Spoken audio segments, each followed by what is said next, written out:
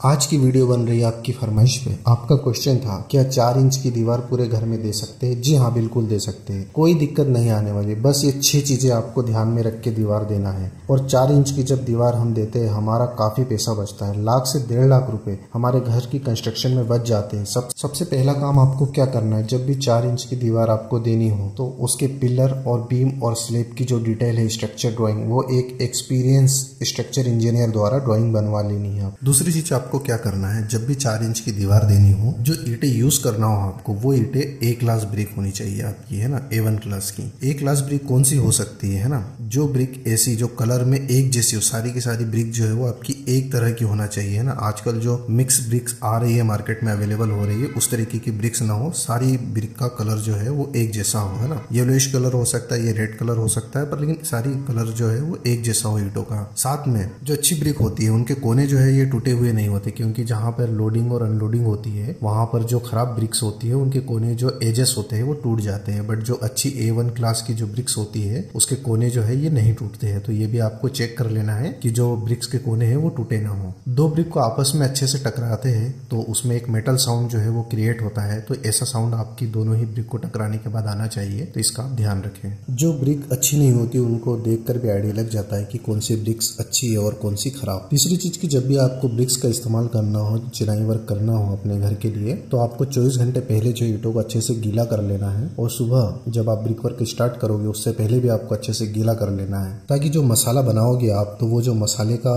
पानी है वो ईंटें ना सोख ले। क्योंकि यदि वो सूख जाएगा तो आपका जो मसाला है वो भुरभुरा टाइप हो जाएगा, जिससे कि आपकी चुनाई की जो स्ट्रेंथ है वो कमजोर हो जाएगी और गिरने के यहाँ पे चांसेस बन जाते हैं। इसलिए आपको क्या करना है कि ईंटों को पहले अच्छे से भिगो लेना है, अच्छे से गीली करना है। चाहे तो आप 24 घंटे पहले उसे अच्छे से पानी डाल के गीली कर ले, और देन जब ब्रिक वर्क होना हो उस समय आप उसको फिर दोबारा गीला कर ले, उसके बाद में आप यूज करें, जिससे कि जो सीमेंट का जो आपका पानी है स्लरी वो सूखेगा नहीं और वो एक अच्छे से फिनिश देगा और अच्छी स्ट्रेंथ गेन करेगा ब्रिक वर्क। चौथी जो चीज है दोस्तों, वो ब्रिक वर्क में यूज होने वाला जो मोटार है उसके बारे में। आपको कौन सा मोटार यूज करना चाहिए अपने घर के लिए, तो यहाँ पे 2 तरीके के मोटार यूज होते हैं 4 इंच के ब्रिक वर्क में। 1:4 और 1:5 ये 2 तरीके के मोटार यूज करते हैं। तो यहाँ पे यदि आप 1:4 का मोटार यूज करेंगे तो ये ज्यादा बेहतर है। बट इसके लिए आपको जो एक बार में आपने मसाला बनाया है उसे आप 45 मिनट के अंदर पूरा कंप्लीट यूज कर ले, अन्यथा आपका जो स्ट्रेंथ है वो कम हो जाएगी। और यदि आप 1:5 का रेशियो लगा के यदि मोटार बनाते तो इसे भी आप 1 घंटे के तकरीबन के दरमियान इसे जो है पूरा फिनिश कर दे इस मसाले को लगा के ब्रिक वर्क में। यहाँ दोनों ही मसाले को जो मैंने मोटार बताया है इसमें से 1:4 जो है ये स्टैंडर्ड है और बहुत ही अच्छी क्वालिटी में बनता है ये मसाला, और इसकी स्ट्रेंथ भी अच्छी होती है आपके। दोस्तों यहाँ पे 1:4 का मतलब ये है, यदि आपके एक बैग में 3 तगारी सीमेंट निकल रही है तो यहाँ पे आपको 12 तगारी सैंड इस्तेमाल में लानी होगी, क्योंकि यहाँ पे हम एक तगारी में 4 तगारी डाल रहे हैं। तो इस हिसाब से 4 4 दूनी 8 4 3 12, यानी कि आपको 12 तगारी जो है सैंड की जरूरत पड़ेगी। दोस्तों पांचवी जो चीज है, यहाँ पे जो दीवार की हाइट जो उठाएंगे आप, वो फर्स्ट डे में आप मैक्सिमम 3 फीट से 4 फीट तक ही उठाइए, उससे ज्यादा हाइट ना उठाए। सबसे पहली चीज तो यहाँ पे ये है। उसके बाद में आप जो DPC यूज करने वाले हैं वहां पे आपको क्या करना है, जो दोनों साइड में आपके कॉलम है वहां पे 2-2 ड्रिल होल कीजिए 14 mm की बीट से, और